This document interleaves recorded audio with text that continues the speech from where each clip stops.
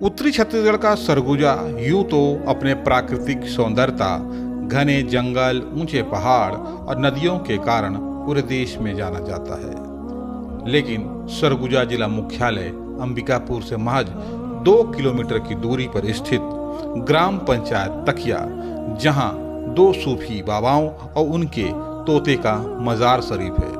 कहा जाता है इन मजार में मांगी गई दुआ कभी खाली नहीं जाती।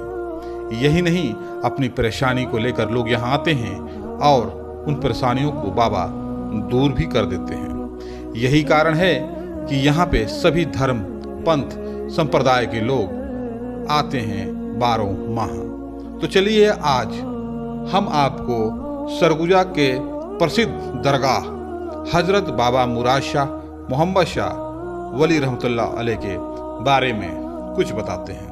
कहा जाता है आज से तकरीबन 400 से 500 साल पहले, जब सरगुजा घोर जंगल के रूप में जाना जाता था, उस दौरान 2 सूफी संत जो भाई थे इस जगह से गुजर रहे थे। दंत कथाओं में यह भी कहा जाता है ग्राम तकिया से गुजरते वक्त जब दोनों सूफी बाबाओं ने लोगों को देखा तो वे कुछ समय के लिए उस गांव में रुक गए।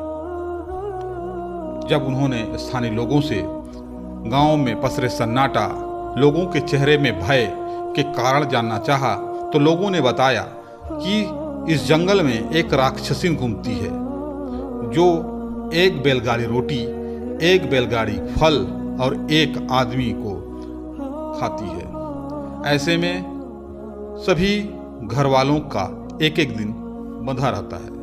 आज कुम्हार के बेटे का बारी है। ये सब सुनने के बाद बाबा चुप हो गए और कुम्हार के घर गए। कुम्हार के घर में पसरा सन्नाटा और एक डर देखकर उन्होंने कुम्हार को बोला, आप परेशान मत होइए, आज हम राक्षसन के पास जाएंगे।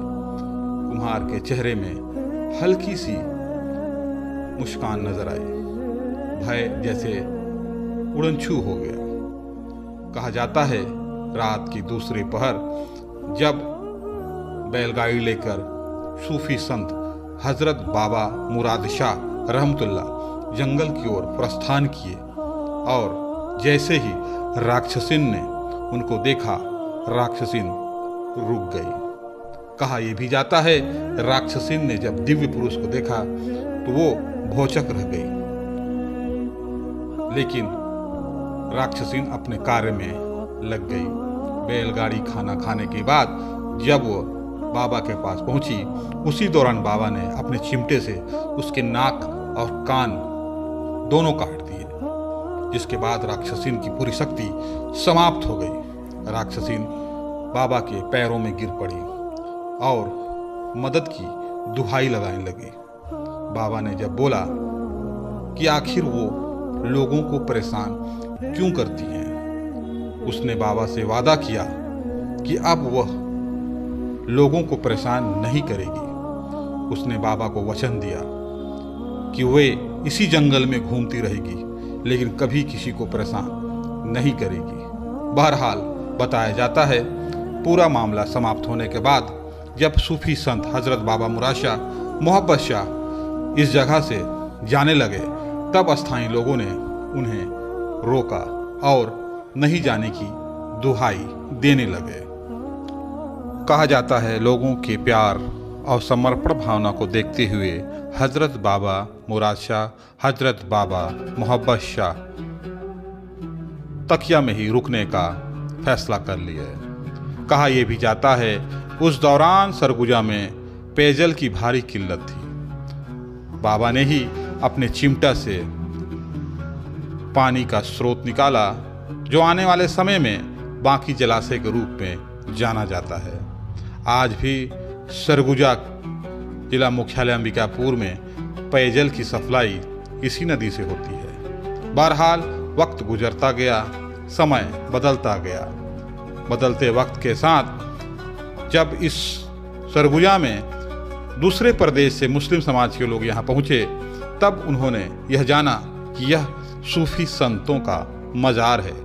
कहा जाता है तत्कालीन सरगुजा महाराज की बड़ी आस्था थी सूफी संत हजरत बाबा मुराद शाह मोहम्मद शाह के मज़ार पे। यही कारण है कि जेठ माह में महाराज खुद एक सादा लिबास पहनकर इस मज़ार में बैठ जाते और गरीबों को भोजन कराते हुए उन्हें चांदी का एक सिक्का देते थे। बताया यह भी जाता है कि पुराने समय में दिन में ही मज़ार में लोग आते थे, क्योंकि शाम होते ही जंगली जानवरों का बसेरा मज़ार के आसपास हो जाता था। यही नहीं, एक शेर काफ़ी समय तक मज़ार के आसपास देखा गया। कहा जाता है कि मज़ार से उस शेर का काफ़ी लगाव था। यही कारण है कि बेर डूबते ही यानी सूरज डूबने के साथ ही शेर मज़ार के कैंपस में टहलने लगता था।